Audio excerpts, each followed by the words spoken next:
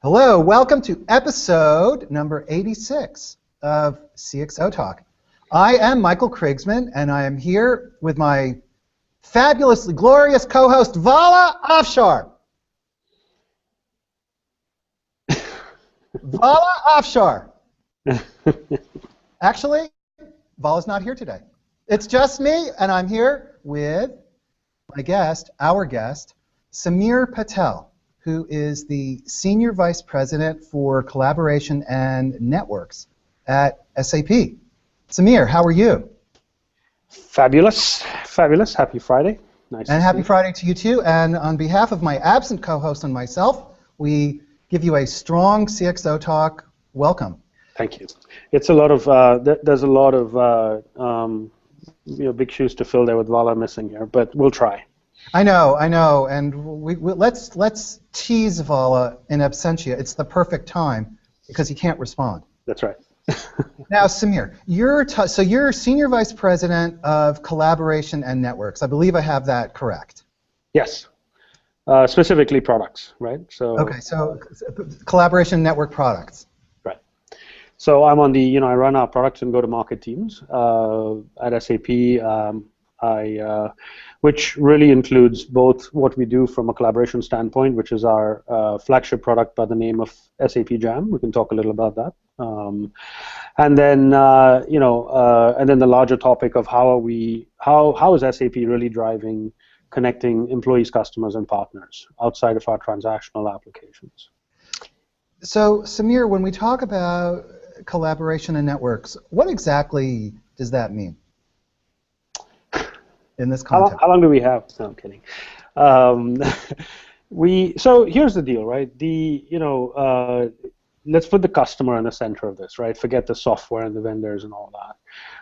We spend the last 40 years as organizations investing heavily in what are called systems of record, which are the systems that close our books. It keeps the government authorities happy. You get to report how much you made or how much you lost, and at a managerial level, you get a sense of how your business is running. And I know that's not doing entirely full service to the investments we make as companies, but those are the systems that we've invested in for the last 40 years primarily. There's a big piece missing in there, right? The piece that gets us connected as employees, customers, and partners. Connecting us to actually do the work outside of the reporting function. Day in and day out. When we work with our customers, our employees, our partners, we get into team rooms, we collaborate, we come up with new ideas. There's an entire sort of white space, if you will, there that needs to be filled in. And collaboration technology, when done in the context of business process, allows you to fill those white spaces so you can really get the best out of the brains that are hidden inside cubicles, right? Okay. So that's that's sort of the high level. So systems of record. Because we hear these terms, systems of record and systems of engagement. Right. So systems of record are our core data, where we store our corporate information. That's right. But so what's so special about systems of engagement, and why is it becoming this hot term? You hear lots of companies and people talking about systems of engagement. So what's the deal with systems of engagement? Well, I mean, again, if let's again put the end user in the middle of this process, right? And I think systems of record, everybody's familiar with. These are things that we've actually invested in as organizations, your CRM systems, your ERP applications, supply chain, on and on. But if you put a individual in the middle of the process, so someone who sells, someone in marketing, someone who does recruiting, product management, on, and you ask them, try to model what do they do from 9 to 5, you'll realize quickly that excepting for a few people inside companies, very little time is actually spent in these systems of record, right? And lots of take a sales rep, for example, ask any sales rep how much time they spend in CRM. It's going to be 5%, 10% at best. The rest of it is spent finding ways to interact with customers, working with their colleagues to respond to an RFP, figuring out how they actually learn and get smarter about the products the company sells, on and on and on. These are white spaces that are not filled by your transactional systems. So the idea that we need to get much more fluid systems in place that allow us to find experts who can help us in what we do, in the context of the job or activity that we're trying to accomplish, be able to have them wrap around those solutions and be able to drive decisions and make, and drive performance in our organizations, is something that has really largely been ignored. And collectively that wraps up into systems of engagement. So these systems of engagement then are mechanisms that support communication, people working together, all of the. It's very difficult to actually describe in a simple, concise way. Well, I mean, look, there's been an overemphasis on the word management when it's come to application software, right? Customer relationship management, supply chain management, and those systems are incredibly good at recording activities that you've done, but they don't help you drive the actual activity. So if I had to sit down and ask you, for example, do your performance management applications help you perform better, or do they record the performance that you actually did? I think you'd agree that it's the latter. And don't get me wrong, you can't live without them, you need them. But where are the systems that enable me to perform better, right? And if you ask a CEO about organizational performance, I don't think they're going to say, I've got the most incredible goal documentation system in place, and I'm not worried about how we perform. What keeps that CEO up at night is, am I truly getting the best out of the brains that I've hired, right? Okay, so systems of record are the documentation that sits on the shelf, in a sense, even though that data is ultimately used. And systems of engagement, would it be correct to say, is help support the glue, the interactive glue by which people do their jobs, and then make use of that documentation or of that data to accomplish whatever their goals might be.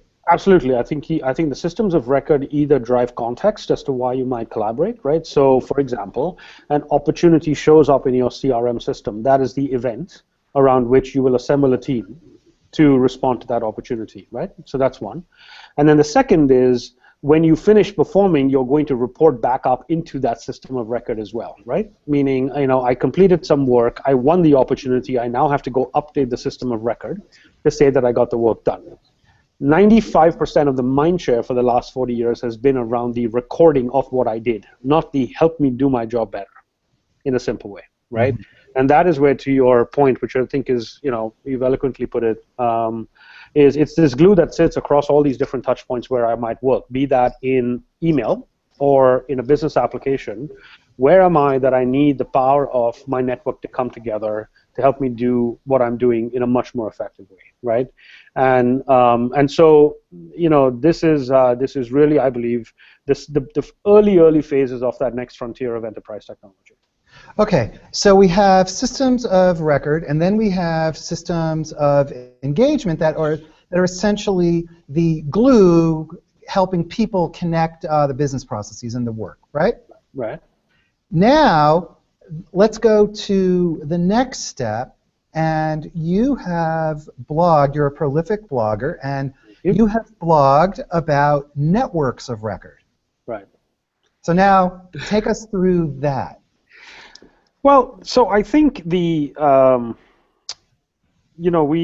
had this tussle, right, in the space where we talk about, again, this excessive discourse between systems of record and systems of engagement, where I work, how I work, and I still believe that in the larger context of how we work as a society, be that how we engage with businesses where we want to transact or we engage with each other, it is still only an evolutionary step towards where we're headed.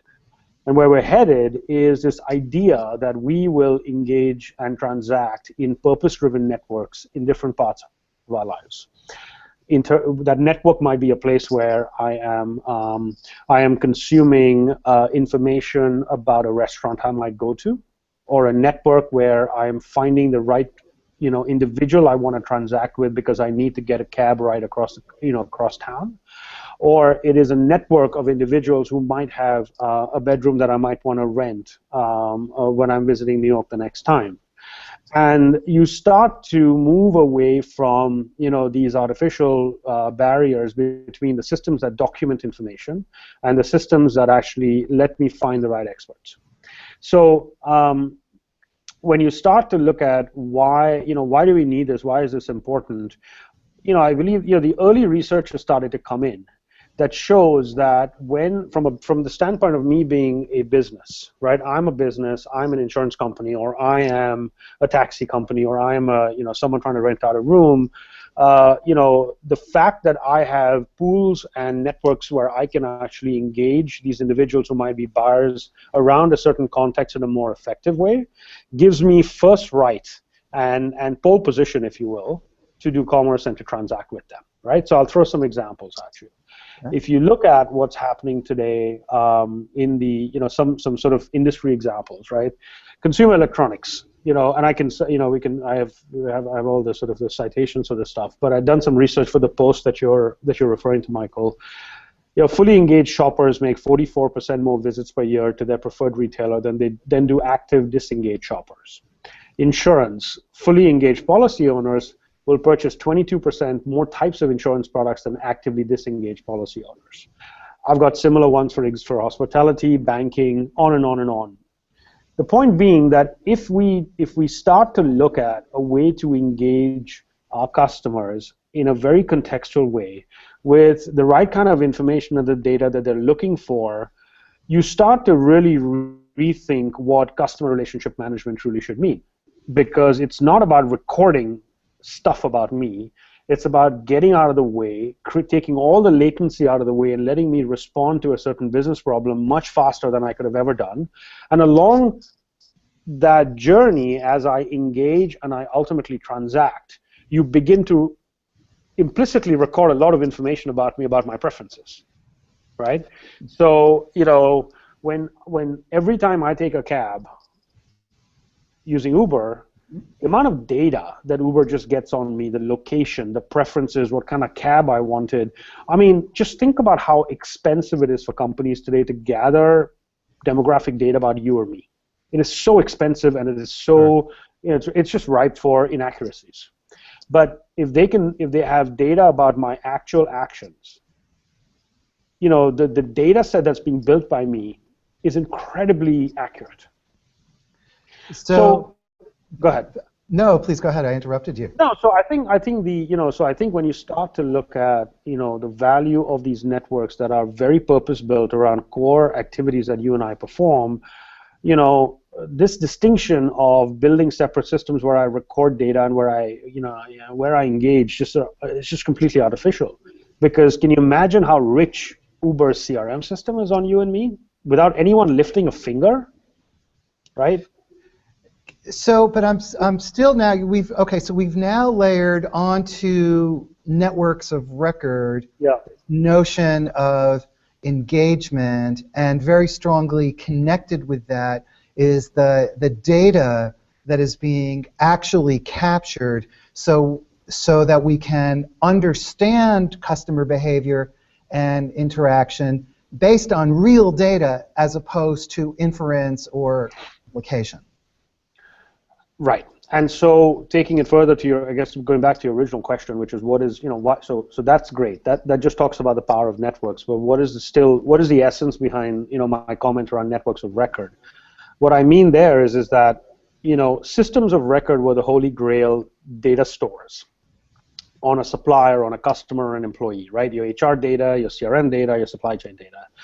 I'm saying that as these contextual networks start to evolve, you start to build definitive marketplaces around each of these activities that you and I perform, be that hailing a cab, getting a room, kinds of hotels and restaurants I'm interested in, on and on and on. And you start to build out these definitive marketplaces where I believe ultimately you and I would much rather transact, right? Mm-hmm. You and I would much rather transact because of the ease and convenience of transacting there. So in other words, and I'm going to be totally dramatic here, after Uber has done collecting all this fabulous data about me and makes it dead simple for me to hail a taxi, say Uber's car started to suck, just as an example. I'm still going to be hard-pressed to not use them because it's just so damn convenient. And so they have the ability to start to move my buying purchase power, not because of just how good the service is, but because of the pure analytics underneath it, and frankly, in some ways, the respect that it gives me by knowing me as well as it does, and not insulting me by throwing stuff that just doesn't matter to me, right? So when you start to do this in a very effective way, I believe you start to create networks of record, meaning conceivably can Uber or Lyft become that network of record for taxis just because of the convenience built around it. Now, Sameer, we have a question from Twitter, and on CXOTalk, we defer to our Twitter audience, especially when they ask good questions. Okay. And this is from Mary Abraham, and she is asking, is this the insight that is driving Amazon's new Echo product? And are you familiar with that? It's essentially as I understand it, I haven't looked that closely at it, it's a speaker that has built in a Siri-like capability. So obviously behind the scenes it's connected back to some type of network and very broad base of data. So how do you link that to this? So I'll be honest, I saw the headline pass by me this morning and I didn't read it. So I don't have details on Echo. I do think though that Amazon is a great example, and let's just guess here, and we may end up. We'll speculate. Yeah, let's have some fun with this, right? And we may then go read about Echo and say how wrong we were. That's fun too. Exactly. So I think you're right. Amazon's a great example, right? And someone I work with, Aaron Au, who's the co-founder of SuccessFactors, he very astutely said to me a while ago, he said, look, 10 years ago, if you looked at the shopping cart button on Amazon, or 7-8 years ago, it was this big button right in the middle of the page. And if you look at where it is now, it's this hidden button right in the corner somewhere. And why? Because Amazon has basically figured out that the reviews network is more important possibly than anything else on their website, right? And to the degree that they put the reviews in front of you, the likelihood you will find the buy button, no question. If you want to buy the product, you will look around on their website and find the buy button, right? But it's the reviews network that sets them apart. That's one. Second is conceivably it's also cheaper for Amazon if you don't buy stuff you don't like, in that returns and refunds are expensive. So please read all the reviews. If you don't like the product, please don't buy it, in a way, right? So my sense is Echo to me is a little bit like what Google is doing with the Shopping Express, for example, where Google, we living, at least me living in Silicon Valley, you living right next to 128 Beltway, it's very easy for us to just live in this, la-la land of, online. But the truth is that there's a ton of your purchase preferences and mine and your interests and my interests that are not gleaned from our online activity today, right? Where you shop, what you buy at a grocery store, on and on and on. And for Google to get their hands on that data, or for Amazon via Echo to get data on your non-online gestures, and be able to add that to your preference profile, the cost of Google shopping carts and cars driving down streets is a drop in the bucket for them to get that kind of data on you firsthand, if you think about it, right? Yeah, well, there's certainly no doubt that Google and Amazon, their futures are, it's all about data, and the more accurate data you've got, the more that you can get consumers to happily, willingly give up as much personal, intimate, private data as possible, the more they can adapt their systems to tailor and personalize that experience. Yeah, I guess so. I think you're right? Like, I don't want to get into the whole, philosophical discussion of, privacy good or bad. There's issues on both sides, but I think to some degree, within reason and being respectful of it, I think more and more you and I would increasingly be willing to give some of that up if the value was exponential in return, right? And we measure carefully and we make those decisions every day. But I think this whole notion again of being able to drive behavior and drive action based on or be able to drive recommendations based on implicit action or explicit action, is something that we are just getting started with, right? And so, like another example, I think I mentioned it earlier on the call, SAP Jam is, flagship collaboration product. When we were putting the plan in place, 2 years ago, again, the idea there was not just about how do you sort of like drive contextual engagement between users, but how do you have the system drive smarts? Because if I'm a call center rep, and I can use some of the implicit data in a call center application that could tell me the products I'm good at, how well I do, what kind of customers do I support, what's my rating. How do I drive that data, into the larger ecosystem so the rest of the company in supply chain or wherever else gets that data and can actually act on it, right? There's this ability. Explicit, Michael, explicit is just expensive, right? Explicit is expensive, right? No matter how hard I try to convince you to go fill a profile page, it's painful. So how do we get the system to be able to drive this kind of data? And, we've had incredible success with that. We just passed 15 million subscribers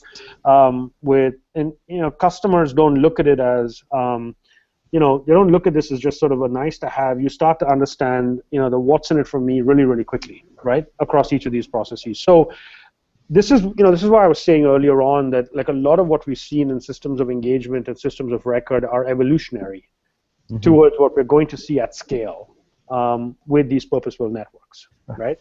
And early examples that you and I and many, obviously familiar with what we're seeing with Lyft and Uber and Airbnb are just the early examples, I think, of more and more of these network-first business models. Okay, we're going to come back in a moment to business processes and the connection to all of that. But in the meantime, we have a question from Frank Scavo, who is a great enterprise analyst that we both know.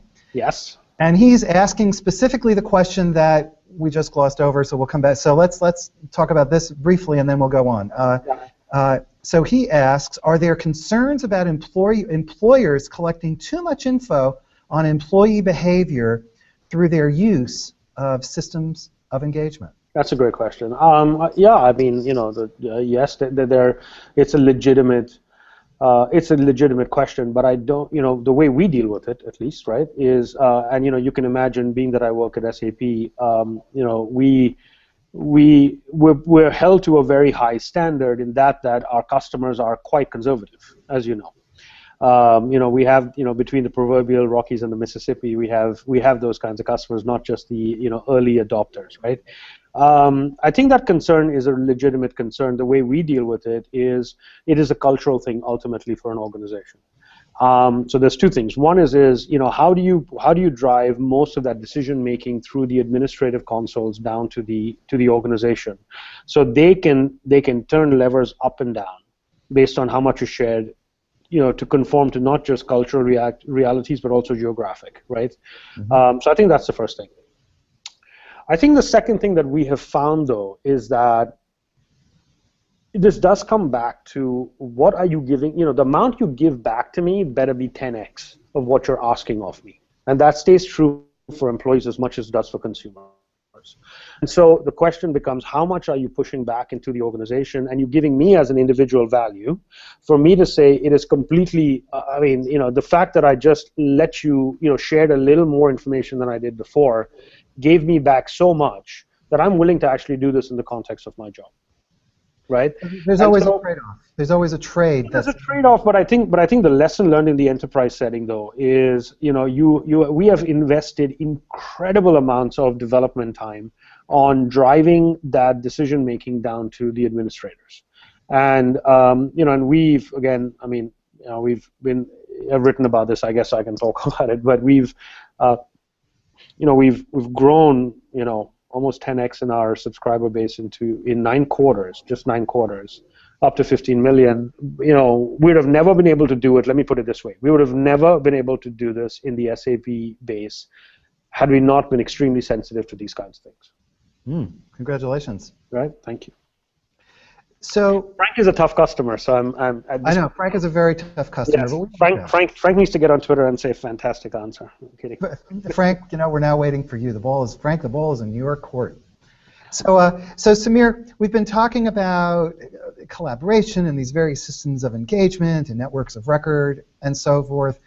But now there's this notion of, this vague notion of digital transformation.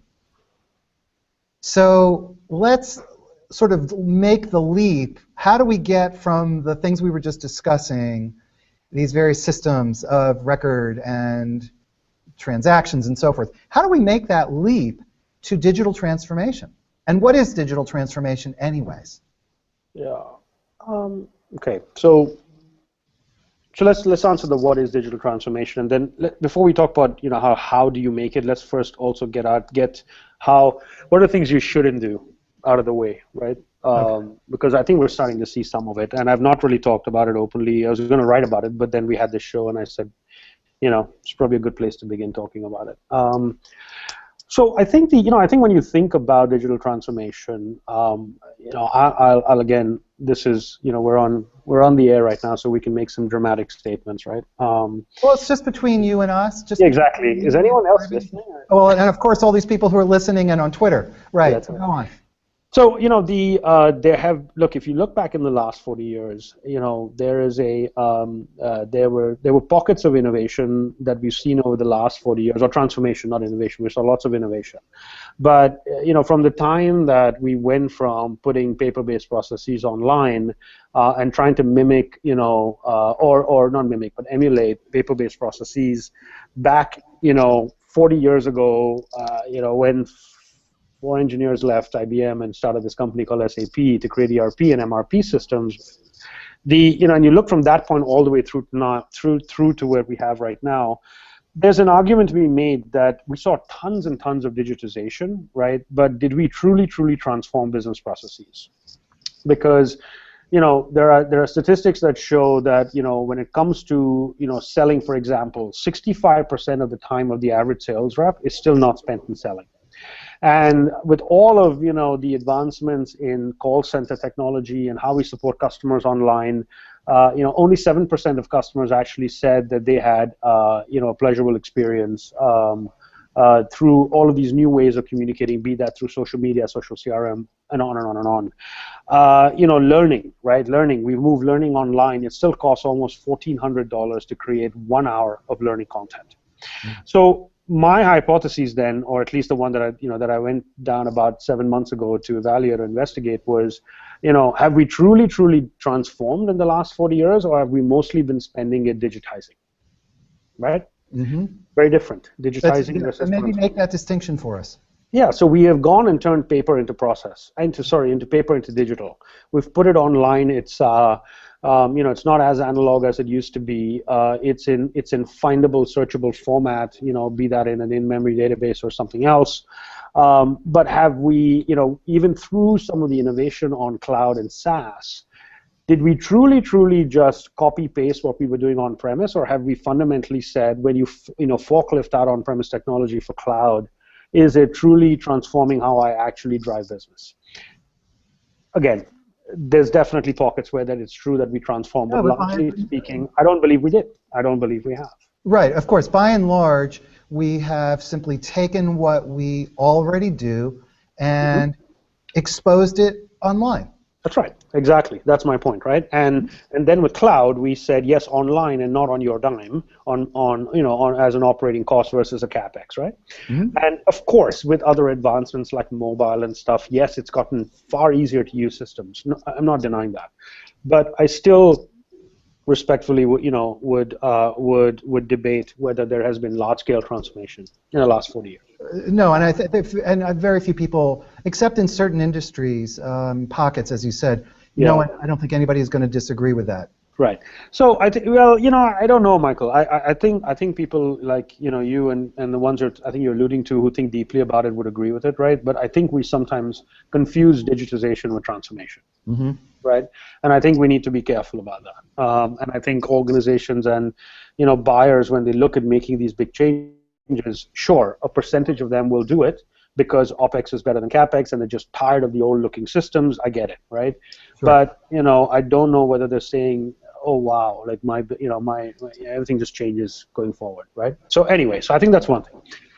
Now, why is this important to talk about now? Why is it, why are we talking about it as an industry, and is there any proof points that transformation may finally be at our doorsteps? And I do believe that that is true, right? Mm-hmm. So back to some of these overused examples, like like we've talked about today, like whether that's Airbnb or it's Tesla, for example. The idea that when you start to rethink how a category or an industry works, what are some of the common aspects between, say, an Airbnb or a Tesla or an Uber, right, or a Lyft? Mm-hmm. There's four things as I look at it. One is experience. You're not starting off with how to build features. You're starting off with, what is the intended experience at the end of this build, if you will. And experience comes from, not just how good the look and feel is, but, how am I using data at a fundamental level and analytics to be able to do everything from change the experience, experiment with new things, maybe a new pricing model, pull it back if it doesn't work in seconds, right? Put a new product out there, test a new category of service. Uber can do that. They can do, let's just try surge pricing and see what happens. And if it sucks, we'll take it off, right? Can you imagine like a traditional business having that kind of that kind of sort of fluidity, right? So that's one. The second is, I guess I covered first and two, experience, and then agility, which is kind of tied to experience because of this ability to make changes and turn, right? The example of where Tesla today can change the acceleration sequence on a car by sending a software update to the car, right? I mean, that to me is transformative, personally speaking, right?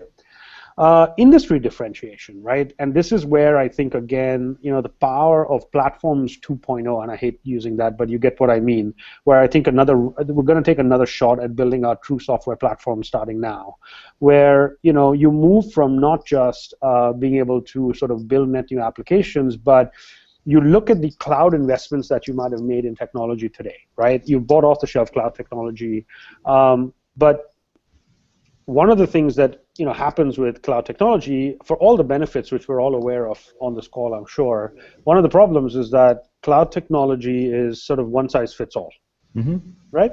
So is then the assumption then, or the assertion then, that when we're all done putting cloud technology in place, we're all going to look the same, and there's no differentiation left to be had from technology, right? You could argue that. Yeah, that's one of the interesting questions. Yes. That is an interesting question. And so the power of platforms to me going forward, or rather one of the things where I personally have not been that interested in platforms up until now, is it's been largely a technology infrastructure conversation. But if I could go to that same VP of sales who bought, CRM in the cloud and say, today the expectation is it's core technology, undifferentiated. You and your competitors, are going to use the same thing. Might as well find some other place to differentiate.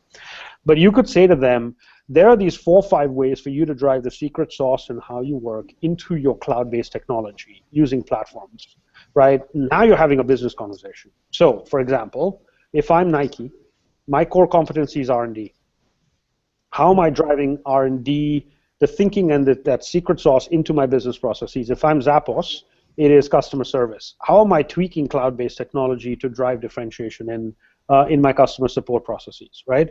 So you start to bring these things together and you start to look at it holistically.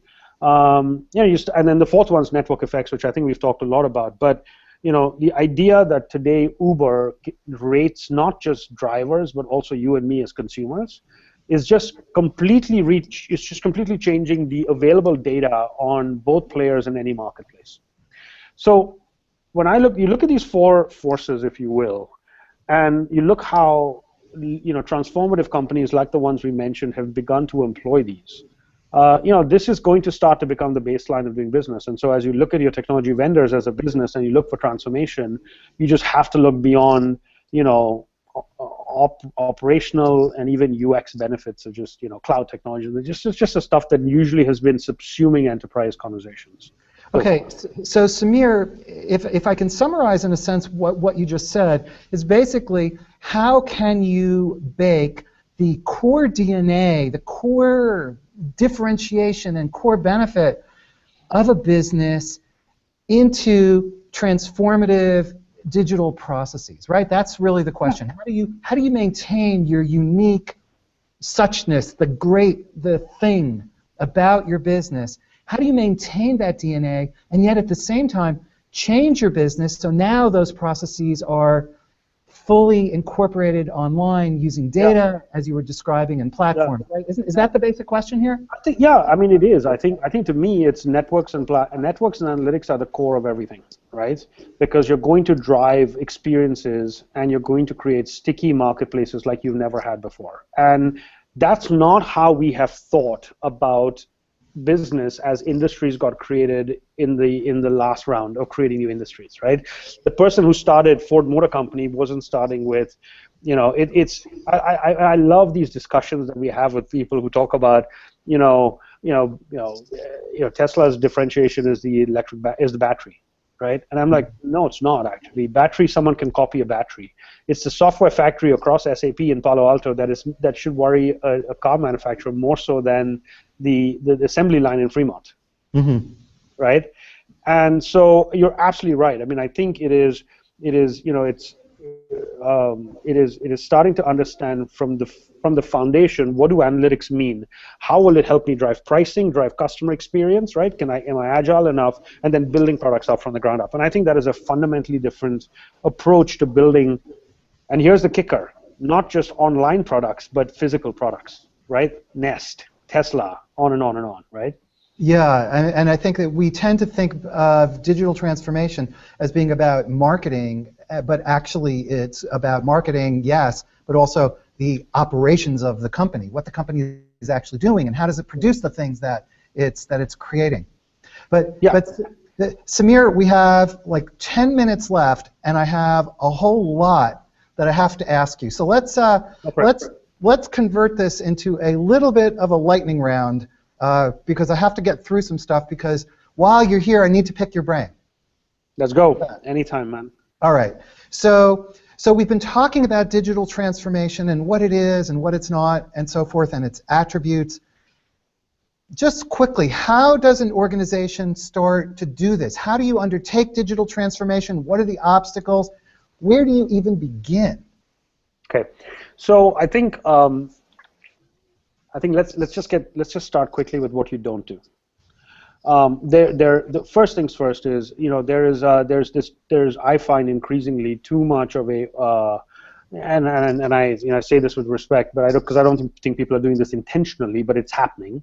Sort of almost a careless sort of carelessly equating social business and digital transformation, right? And what happens there is you begin to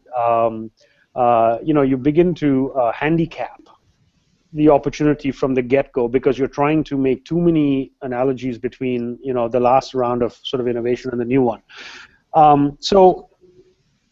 This is you can't start with, okay, we're going to have these big cultural issues, and it's not technology, and it's the people, and these are all issues that you're going to have to overcome. But where you need to start is, I need to just throw out this idea of additive thinking around my core applications, right? This is not about bolting engagement onto your process apps, nor is this about embedding the data that your highly latent on-premise system of record applications, be that on-premise or the cloud, doesn't really matter. You start to build sort of additive stuff around it. The question becomes, if you start with an intended customer experience, can you get in a room and start with an intended customer experience, and then work backwards to figure out what are the people, data, process, and content that you need to wrap around that experience for it to be something that truly adds additive value, right? So that's one.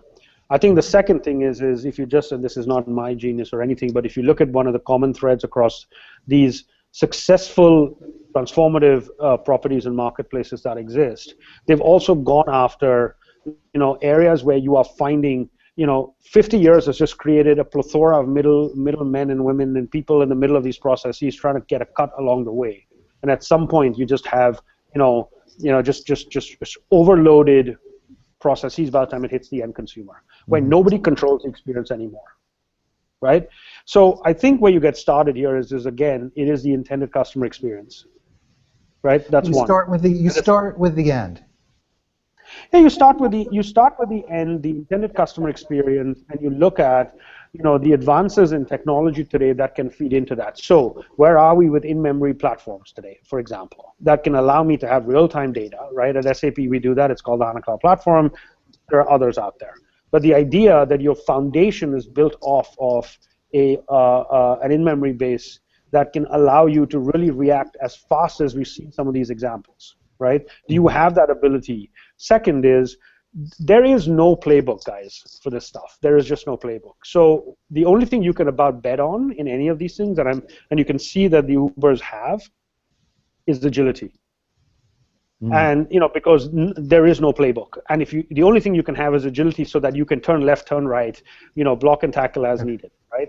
And we're going to see some really spectacularly dumb mistakes that'll come through this thing. But the beauty of it is nothing's hard coded, right? Okay. Does that make sense? It does make sense. Now, but again, in keeping with, we now have 4 minutes left, and I still have a lot that I need to ask you. All right, fire away. Well, I want to, while we're talking with Sameer Patel from SAP, and while we got him, got to get into his brain. Okay, Sameer. So, very quickly, the role of IT, and we hear about chief digital officers. What's the role of IT and the CIO in this mix? Huge role, gigantic role. I believe that we're going through a gigantic reset, right? Last 10 years, we had a lot of buying power that moved to the line of business. I think everybody has learned a lot since then. The line of business needs the CIO because this has to all integrate back to ERP and whatever else. I think the CIO, wants to reach out to line of business and be able to be a transformative partner. The solution to these problems we talked about come from bringing systems together. I think the CIO has a significant role to play in this.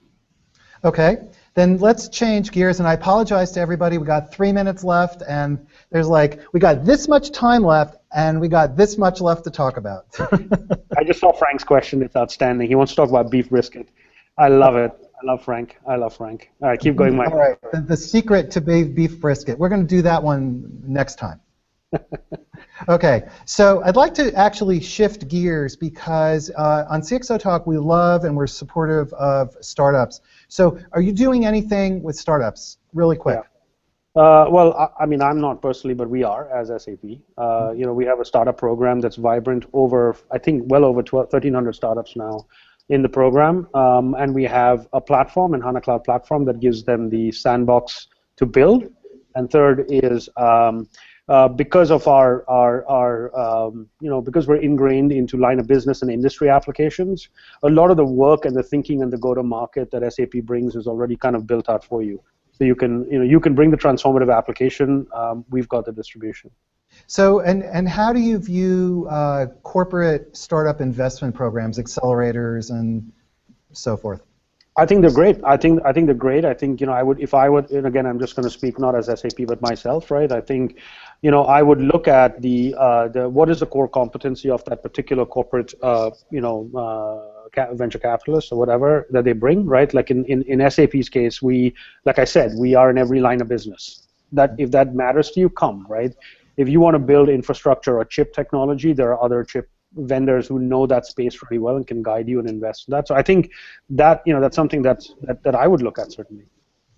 And finally, with this, let's talk about innovation and startups. Can you imagine a time where through these corporate innovation startup programs, companies like SAP or other technology providers can use startups to complement or potentially even replace their innovation efforts?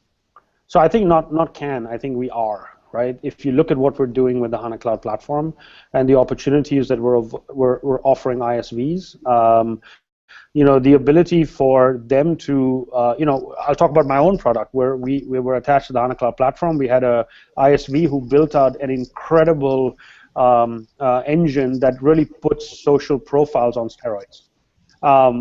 Do it better than we do out of the box, and we love it. We encourage it, right? So the idea here again is we will never be good at everything, and we will never be able to out genius an individual sitting there with a lot of passion every so often. And so the idea is to embrace them. And we've got live examples of this. They keynoted TechEd last week. Like we're celebrating it outright. And I know I said it was the last question, but how about one more? That was the penultimate last question. So this will be the real last question, unless there's some other real last question that comes immediately to mind. Beef brisket. The beef brisket question, of course. It always, in the end, that's it comes Frank down is to an that. amazing cook, by the way. That's why he asked those questions. Well, Frank, we're on our way, by the way. Do you see differences between Silicon Valley and other locations from a corporate innovation standpoint in working with startups and so forth? Yes and no. I mean, I'm not one of those people who thinks that innovation has to happen only in Silicon Valley. We've seen amazing examples of it come out of Israel and Bangalore and Dublin and wherever else, right? So I think that's not a binary answer.